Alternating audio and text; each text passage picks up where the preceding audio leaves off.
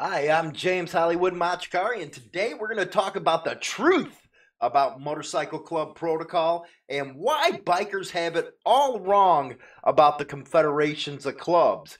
Coming up on Motorcycle Madhouse, don't forget to hit that subscribe button, hit the like, that always helps us out to spread the word. So let's get her going, shall we?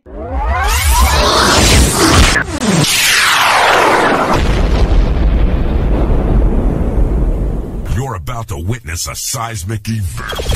Now, let the party begin. Your healthy radio addiction starts now.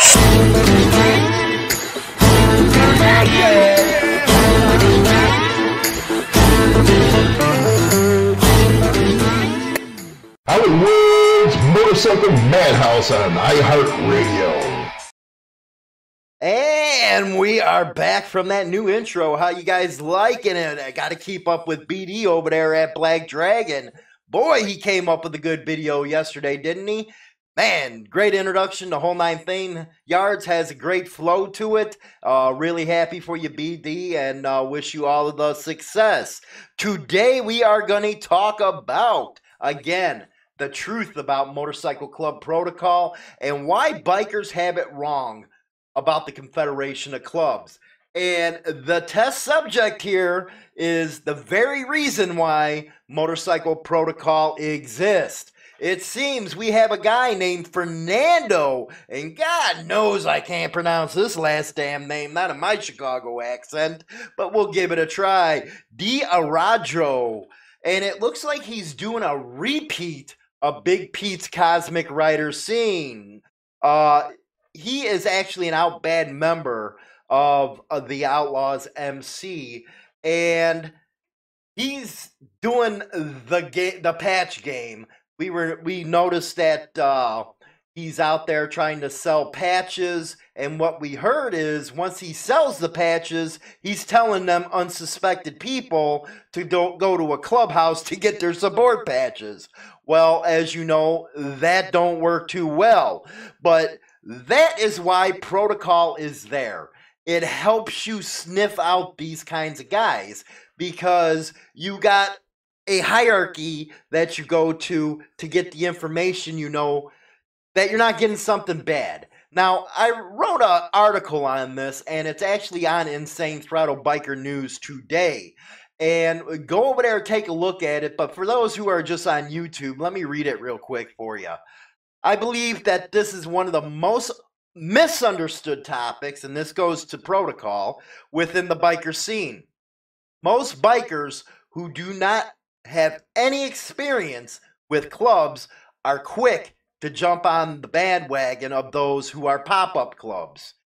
You gotta admit they are. The pop-up clubs argument, many times we've heard this one. Why should we have to ask permission from a dominant club? This is a free country. Basically, let me set the record straight on that argument. People who go out and start a pop-up club without following the traditional routes, which have been in existence since the mid-60s at the very least, are cowards.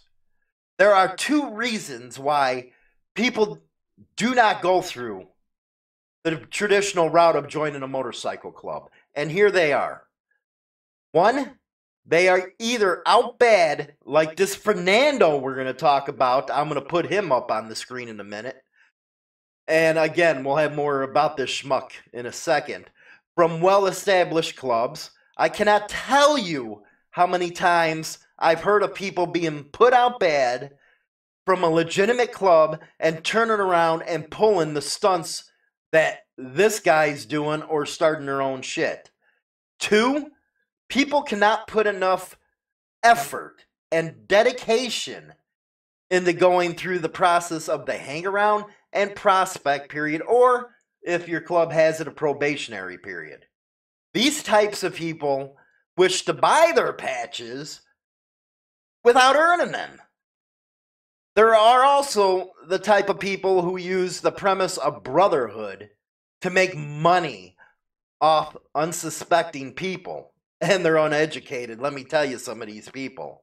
Now, case in freaking point. Here he is, right here. This is that guy we recently uncovered. This douche is trying to sell patches online for clubs to start, like we talked about earlier.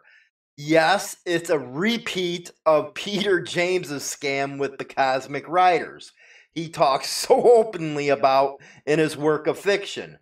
Anyways, it's our understanding that this Ferdinando is not only selling patches online to unsuspecting bikers, he is also telling them to pick up their support patches from a local chapter.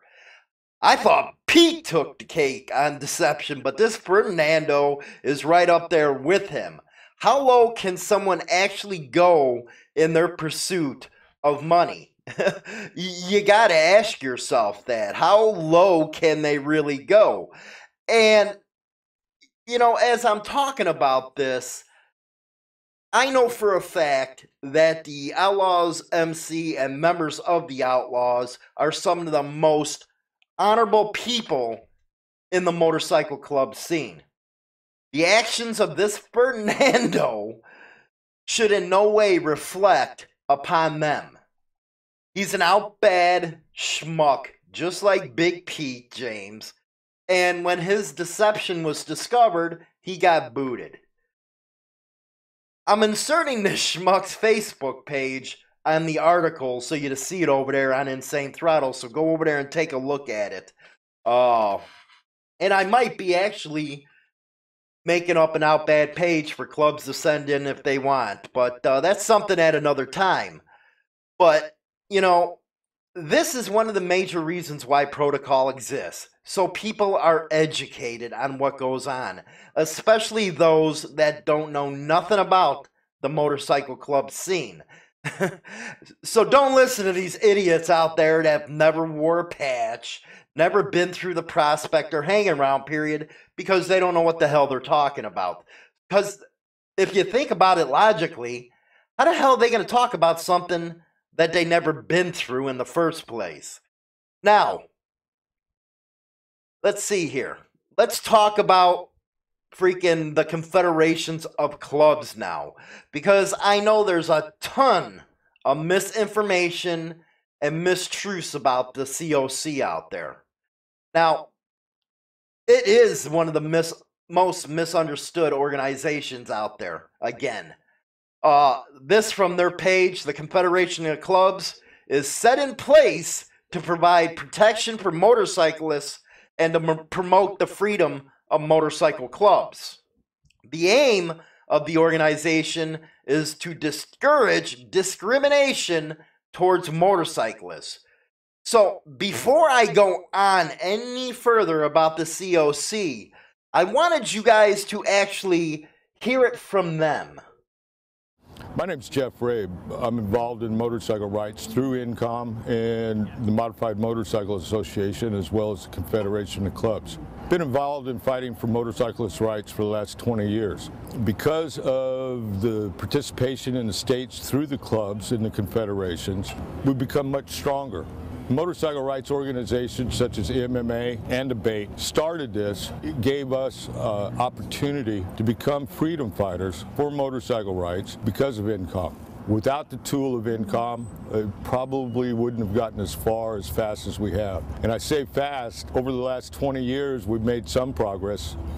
Doesn't seem like fast, but we are making progress. I suggest that everybody look into INCOM, give it an opportunity, see what it's doing in your own state, and then see what it's doing nationally. Make up your own mind. I think you'll go with INCOM. Thank you.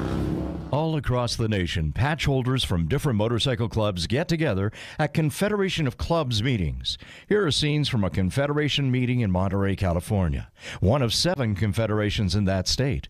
The topics covered are local, state, and national. Here's an overview. We'll begin, as we always do, with your approval, with a short prayer followed by the Pledge of Allegiance. One nation, under God, indivisible, with liberty and justice for all. We do face some legality sitting up here on the board that can get rather serious from time to time. As you may or may not know, the brothers have gone through several different situations, and we are fully aware of keeping our money and our documents all in order and stuff like that so that we cannot be considered a gang. We have something that is a Monterey Bay Area Confederation of Clubs original. These are trophies that are assembled by the clubs out of old motorcycle parts, and we award these to different categories. We have awards for the best bike, worst bike, oldest rider, oldest bike. One of the other contests we have is the world's fastest prospect. And how does that work? The prospects get way down the end of the field, and they have to run up to me on the stage, and the first prospect there is the winner. Now, that's not the whole thing. Every club that has a prospect out there gets to have 2 blockers out there. Yes, this thing can get a little hairy, but it's all good fun. We have an ambulance on standby. We've got an issue with a particular officer, a particular department. They pull you over for no reason, to profile you or whatever. They're violating your civil rights. Now that could lead up to a lot of different things. To start with filing the complaint. Let Joey's office know about it, but file the complaint. Keep a record of it. This paperwork tells you how to start with internal affairs, and it goes all the way up to the Attorney General of the state. If that doesn't work, it goes to the Attorney General of the United States. If the officers step over the line, we have those police harassment cards for you guys. That way you can give us a record of those cops that are stepping over the line, because one instance isn't enough. We need a pattern of discrimination. This limited power of attorney is kind of a generic thing where you just fill it in. I so-and-so give so-and-so. Now that from the Confederation of Clubs themselves. So all this bullshit that's put out about them is horse shit. And another reference I like to point you to is the Sons of Silence website. A couple weeks ago, we talked about JR, and actually it was Leonard Lloyd Reed. He went by JR.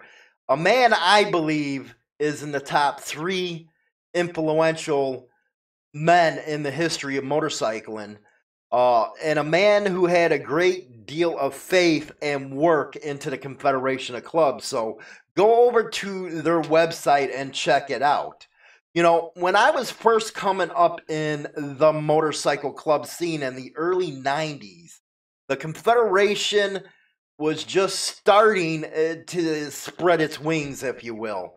And thankfully so, because in the 90s, especially the early 90s, this was a time when guys were getting thrown off their bikes, spread eagle, your face thrown into the mud, and Leo was really out of control, and the rights of motorcycle club members were being violated every chance, you know, these cops got. There would be no way back then you would catch anyone associating with cops. Unlike today's biker, actually the easiest way you can tell if someone lived through those times and were actually involved in the biker scene is simple.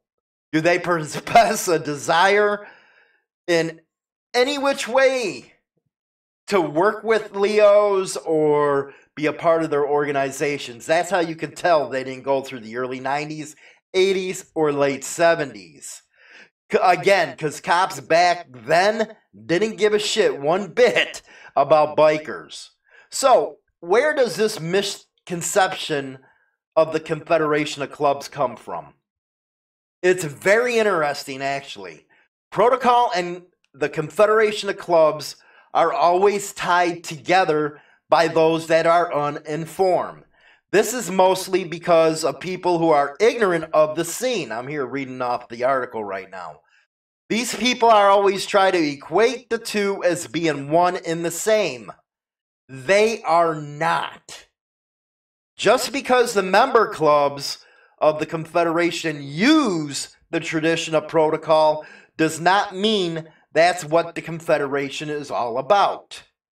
It's that fallacy which is spread by people who go out and try and start these pop-up clubs or are plain and simple members of law enforcement. Shit, you got that Alliance of Law-Abiding Bikers that pushes that bullshit through Ryan Urlacher's dumb shit program.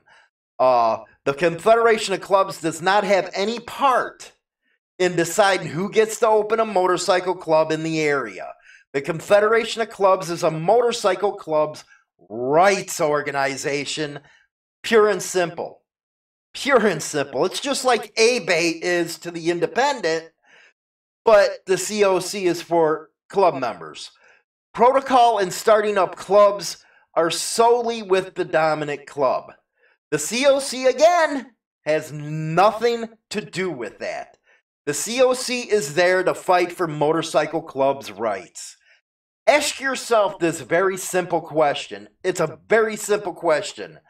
Do you think the lawyers, and you've seen one in this video, would participate in the Confederation of Clubs, would have any party to anything that people are saying about the Confederation of Clubs? Do you think they would have party to people who are saying it's the Confederation that are on the streets messing with people? No, they wouldn't. Come on, use your freaking brain.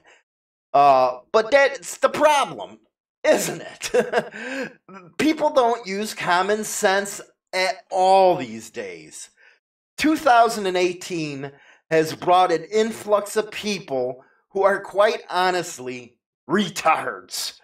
These are people who believe they speak on something, like I said earlier, they have no experience with and have no knowledge about at all. But they'll still go out there and speak on it.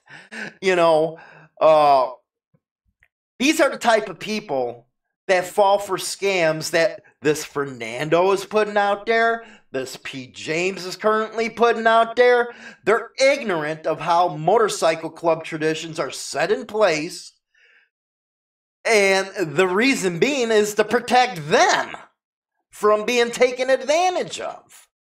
Or civilians to be terrorized by rogue groups. Oh, man. Okay. The conclusion of all this is guys like Fernando and Pete James are just the tip of the iceberg when it comes to people who are out there waiting to take advantage of you. Don't be ignorant. They thrive on people who do not know any better in the hopes of exploiting that weakness. And I'm not immune to this. I fell for Pete James's bullshit, and that's because I didn't do my due diligence. I fell for it. I took a hit on my journalistic credibility because of that, and I'm working every day to build that back up. But again, protocol is there to help you from people like Pete James and Fernando. So don't forget, tonight on Motorcycle Madhouse, the Daily Brief, we will be live at 7 o'clock p.m. And it looks like it's going to be a good one. We're going to talk about Frank Del Russo. He is suing the city of Pittsburgh. So we're hoping all good for him. So that's what's going to be on tonight's Madhouse Live. And I really appreciate everybody for, you know, sticking with the Madhouse and getting your daily dose of our videos and our lives. And thanks for all the questions that you guys always send in. We really appreciate that. But until tonight, I'll see you later.